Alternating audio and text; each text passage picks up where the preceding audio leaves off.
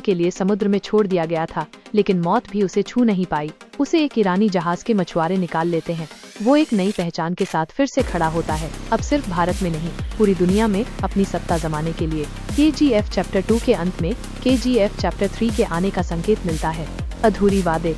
KGF chapter 1 और 2 में Rocky अपनी माँ से दुनिया का सबसे अमीर और शक्तिशाली आदमी बनने और उसे पूरी दुनिया का सोना लाकर देने का वादा करता है, लेकिन वह इन वादों को पूरी तरह से पूरा नहीं कर पाता। अधिनियम 1 रॉकी की वापसी। रॉकी अब अफ्रीका की गोल्ड ब्लैक मार्केट में सबसे बड़ा नाम बन चुका है। वो एक नई पहचान रहीम खान से रह रहा है। अमेरिका और इंटरपोल उसे तलाश रहे हैं। इस बीच KGF की जमीन पर अंधेरा छा गया है। माइनस अधीरा की मौत के बाद एक नया दुश्मन सामने आता है, काली, एक अंतर्राष्ट्रीय स्मगलर जो भारत में KGF की सत्ता हथियाना चाहता है।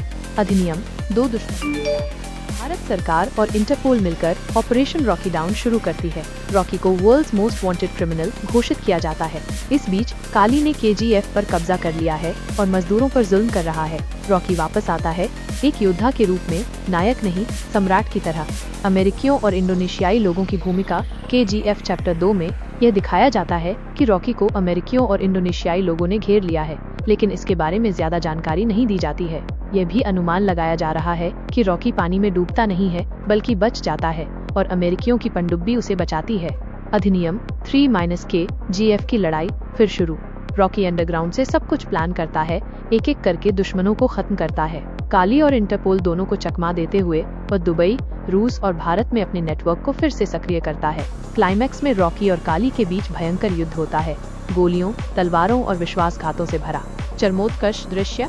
रॉकी काली को मार देता है, लेकिन उसे बचपन में दगा देने वाले किसी करीबी का सच सामने आता है। इनायत खलील ने उसे इस्तेमाल किया था। रॉकी सब खत्म करके फिर से गायब हो जाता है। आखिरी सीन में एक बच्चा सुनता है कहानी, और वो आदमी इतिहास नहीं, खुद एक युग बन गया। उसका नाम था रॉकी भाई। पोस्ट क्रेडिट दृश्य। एक रहस्यमयी विदेशी आदमी फोन पर कहता है, start the mission. Rocky isn't dead, he is evolving. KGF chapter 3 की संभावित कहानी। KGF चैप्टर 3 में रॉकी के 1978-1981 के बीच 16 देशों में किए गए अपराधों को दिखाया जा सकता है, जिसमें वो अंतर्राष्ट्रीय स्तर पर सोने का अवैध व्यापार करता है। सलार मूवी से कनेक्शन। यह भी अनुमान लगाया जा रहा है कि प्रभास की आने वाली सलार मूवी का कनेक्शन KGF से हो सकता है, जिसमें फरमान का किरदार रॉकी के नक्शेकदम पर चलते हुए एक बड़ा अपराधी बन जाता है। KGF से संबंधित अन्य फिल्में जैसे कि बगेरा भी आने वाली हैं, जो KGF के साम्राज्य को और बढ़ाएंगी। क्या आप कुछ और जानना चाहेंगे?